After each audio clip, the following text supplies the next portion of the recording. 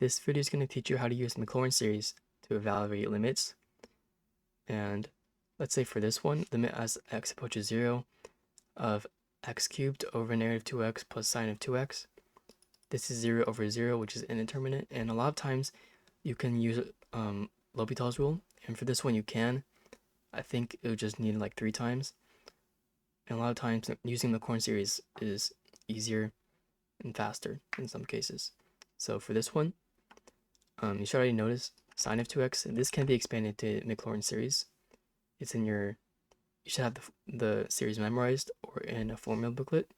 So let's just rewrite this as x cubed over negative 2x plus 2x minus 2x cubed, which is 8x cubed over 3 factorial.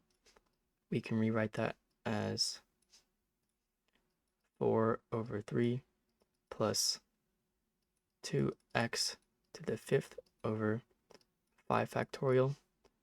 That's 32 x to the 5th over 120. And then we can change that to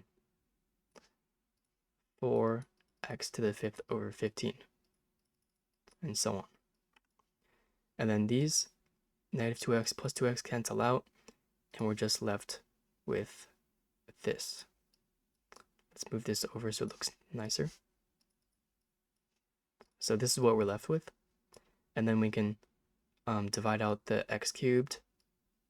This becomes 1. And then the x to the 5th becomes x squared. And the rest stays the same, basically. And now we can plug in 0. So when we plug in 0, this 4x squared over 15 obviously turns into 0.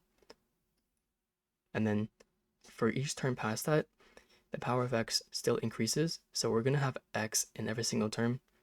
So that means each term past this is also 0. So we just have 1 over negative 4 over 3, which is negative 3 over 4. And that's the value of our limit for this. So now let's get into some practice problems. If you think you know how to do this one, pause the video and try it. This one says to evaluate the limit as x approaches 0 of ln of 1 plus x minus x plus x squared over 2 all over x cubed. And you should notice that we can write ln of 1 plus x as the Maclaurin series, which is x minus x squared over 2 plus x squared x cubed over 3, and so on. You should have this series memorized or in a formula booklet. And then let's write the rest of the function. This is what we have. And these get canceled out. So all we're left with is x cubed over 3 and the rest of the terms in the Maclaurin series all over x cubed.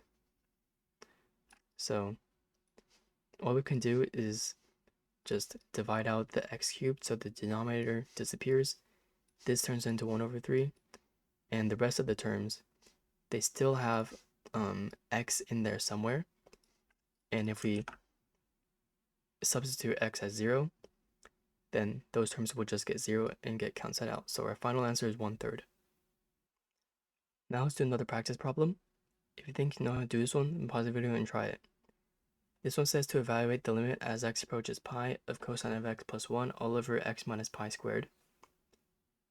And if you just do it regularly by finding the Maclaurin series of cosine of x, you might run into a problem where the denominator doesn't cancel out and you can't really do anything about it. But what we can do is substitute x minus pi to another variable, and therefore x equals n plus pi.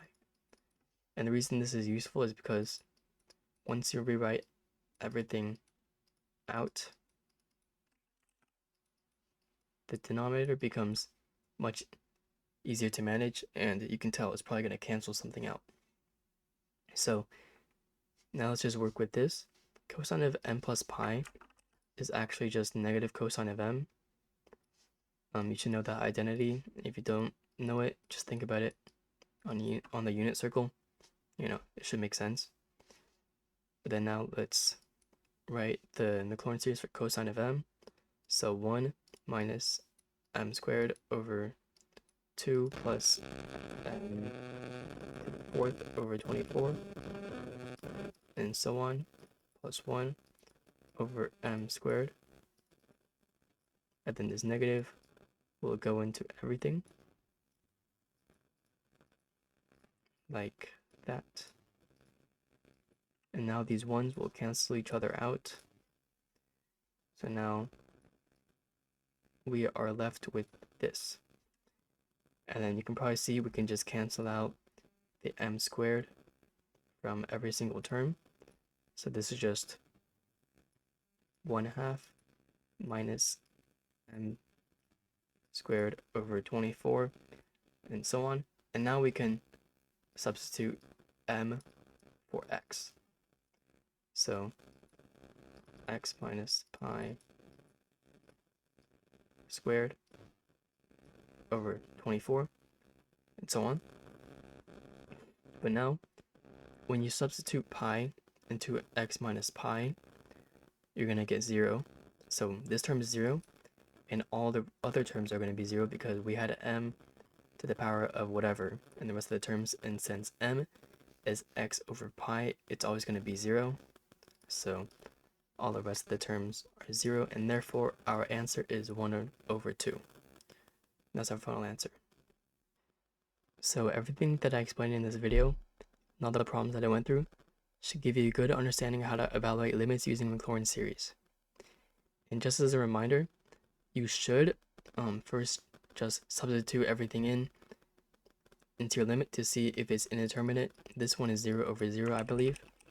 You should do that every time at the beginning. I didn't do it just to speed up the process because, you know, this video implies that all the limits are indeterminate.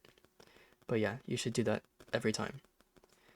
And a lot of times you're not going to be required to use Maclaurin series to evaluate limits. I know sometimes IB questions will require you to use Maclaurin series, but they usually tell you which Maclaurin series to use, and it's not that complex. But a lot of times using Maclaurin series is easier and faster, in my opinion. So yeah, if you learned something from this video, or if you enjoyed it, then please consider liking and subscribing.